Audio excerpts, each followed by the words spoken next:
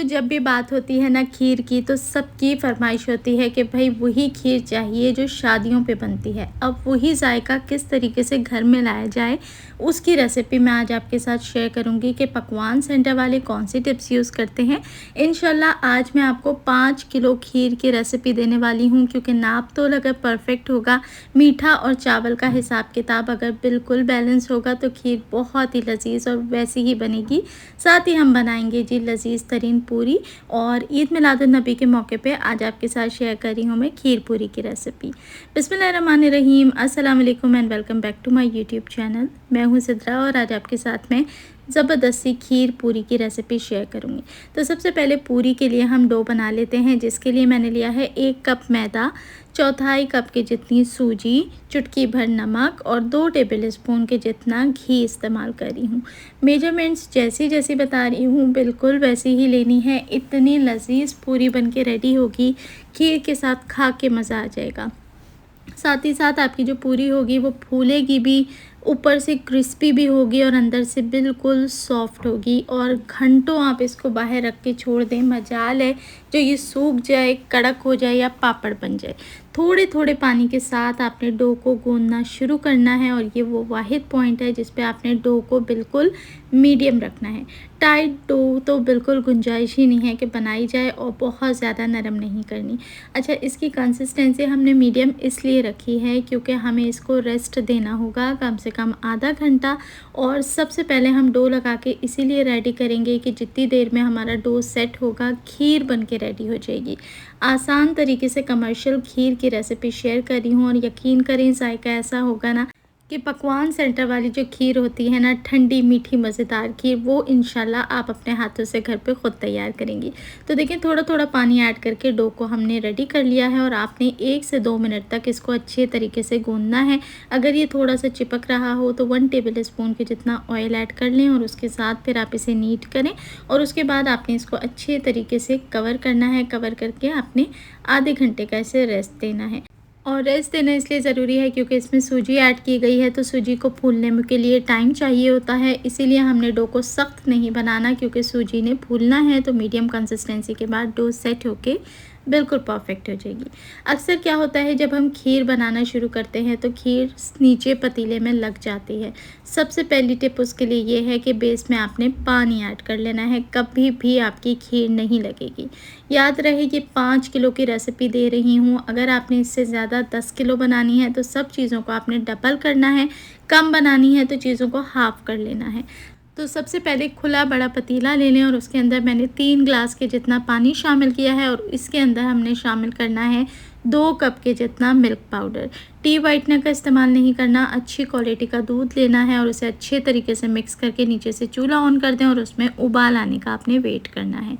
तब तक जब तक उबाल आ रहा है, हम चावल को रख देते हैं। 1.5 कप के जितना आपने चावल लेना है, और जो सबसे छोटे साइज़ का टूटा हुआ चावल होता है ना, जिसे हम टोटा चावल कहते हैं, आपने उसका इस्तेमाल करना है। खीर बनाते हुए हमेशा अच्छी क्वालिटी का नहीं बल्कि टोटा चावल का इस्तेमाल किया करें। इसके अंदर सबसे कम स्टार्च होता है, तो आपका जो खीर का जायका है ना, वो बहुत ही ज़बरदस्त रहता है। चावलों को अच्छे तरीके से आपने भिगो देना है, और इसको उबाल आते आते 5-10 मिनट लगेंगे। चावलों की जो भिगाई है वो कम से कम आधा घंटा, 15 मिनट, 20 मिनट ज़रूर दे दें। मैंने चावलों को भिगो के 20 मिनट का रेस्टिंग टाइम दिया था।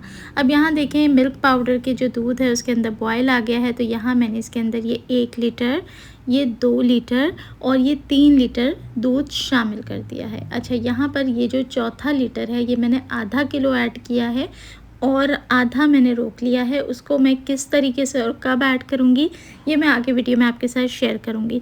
तो दूध जो मैंने लिया है वो पहले मैंने अलग से बॉयल कर लिया था, क्योंकि गर्मी है, ऐसा ना हो कि कच्चा दूध ऐड करें और दूध मिल्क पाउडर के साथ मिक्स होकर फट जाए। तो अलग से बॉईल कर लें और फिर शामिल कर दें। मेरे घर में जब भी खीर बनती है, अगर साबित इलायची बच्चों के या किसी के भी मुंह में आ जाए तो सबको बहुत बुरी लगती है। तो यहाँ मैंने 6 अदद सब्ज़ इलायची को बिल्कुल क्रश करके, कूट के चूरा बना के इसके अंदर शामिल किया है, ताकि इलायची की डिलीशियस सी खुशबू भी आ जाए और साथ ही साथ साबुत इलायची किसी के मुंह में भी ना आए।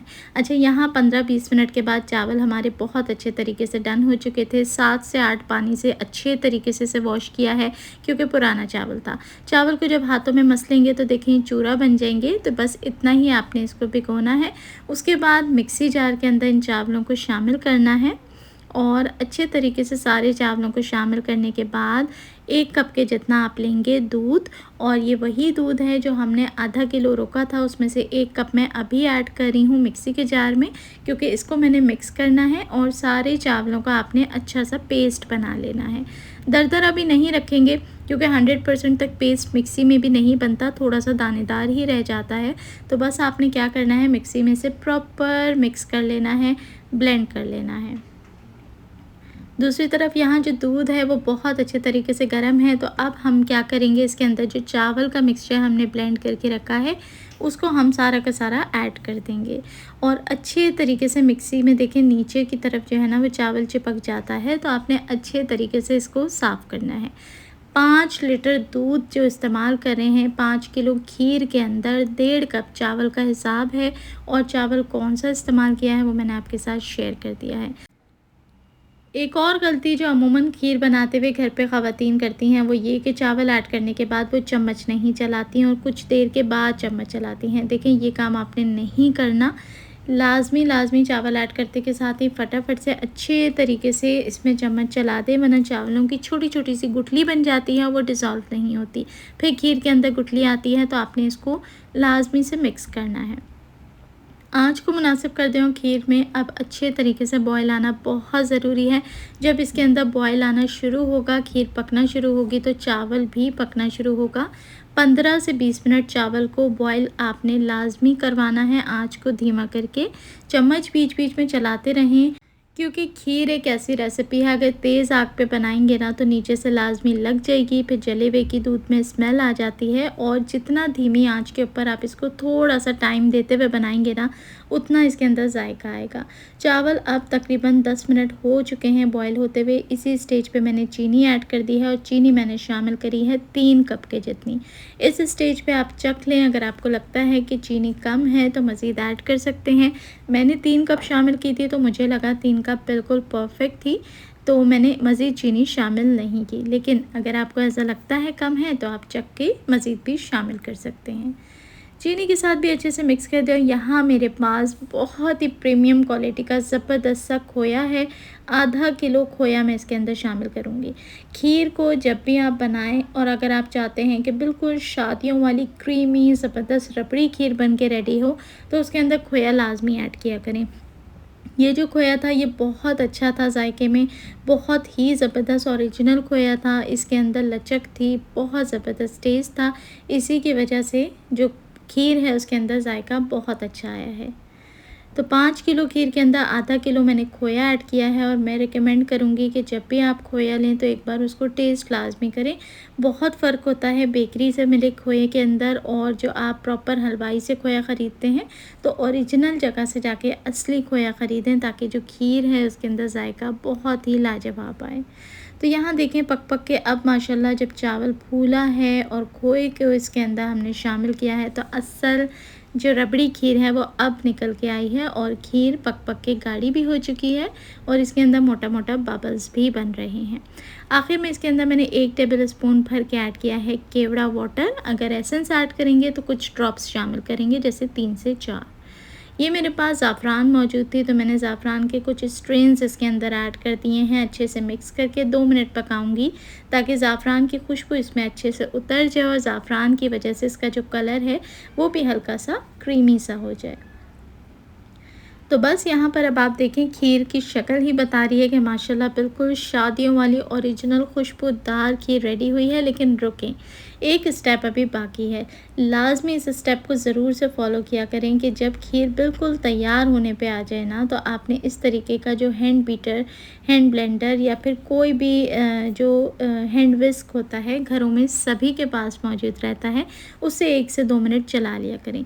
जो चावल का दाना होता है ना, वो इससे बराबर हो जाता है और घुटा-घुटा सा बहुत ही लज़ीज़ सा इसका टेक्सचर हो जाता है। परफ़ेक्ट गाढ़ी क्रीमी खीर बन के रेडी होती है।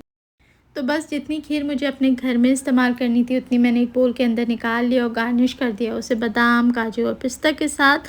और अब हम इसको रख देंगे फ्रिज में ठंडा होने के लिए और आटा भी हमारा सेट हो चुका है। तो अब झटपट से हम फटाफट से इसके साथ जो है वो मिनी पूरी बना के रेडी कर लेंगे।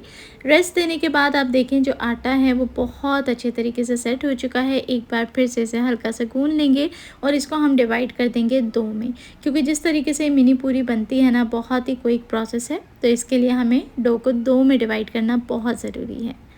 बाकी को कवर करके ज़रा सा रेस्ट पे रख दें और ये जो डो आपने बनाई है इसको हाथों की मदद से हल्का सा बेल के बिल्कुल पतला और लंबा कर लें और इसको छोटे-छोटे से पेड़ों के एक बराबर देने के लिए इसकी कटिंग कर लें और हर कट में से आपने छोटे-छोटे से पेड़े निकाल के रेडी करने हैं।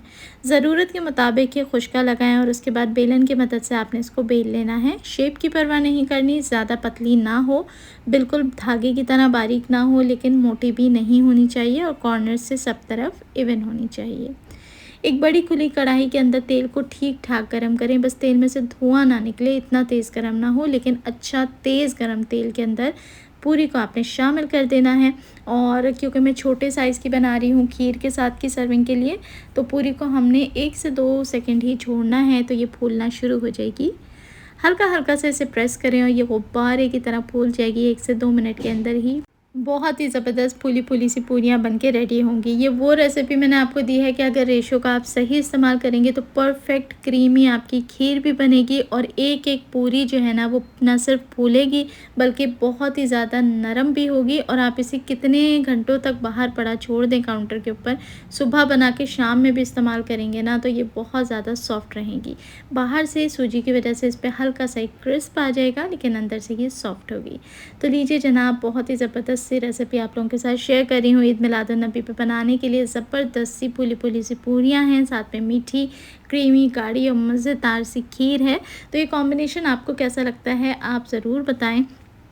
और इस तरीके से कौन-कौन खीर बनाता है ये भी कमेंट सेक्शन में मेरे साथ लाज़मी शेयर करें। रेसिपी कैसी लगी अपना फीडबैक ज़रूर दिया करें। अच्छी लगी तो वीडियो को लाइक करके शेयर ज़रूर कर दिया करें फ्रेंड्स और फैमिली के साथ। तो यहाँ मैं आपको पूरी को तोड़ के भी दिखा देती हूँ कि माशाल्लाह ये देखें बहुत ही लाइट, बहुत ही ज़बरदस्त है। और जब भी मैं ये पूरी बनाती हूँ ना, तो मेरे बच्चे बहुत शौक़ से खाते हैं। तो आप भी इस रेसिपी को लाज़मी अपने घर में ट्राई करें। चैनल पे न्यू है तो रिक्वेस्ट करूँगी कि चैनल को सब्सक्राइब ज़रूर कर लें। डेली बहुत ही डिलीशियस सी रेसिपीज़ मैं आप सबके साथ शेयर करती हूँ। अपना रखिए ढेरों ख्याल। देखने वाले सभी लोगों का बेहद शुक्रिया।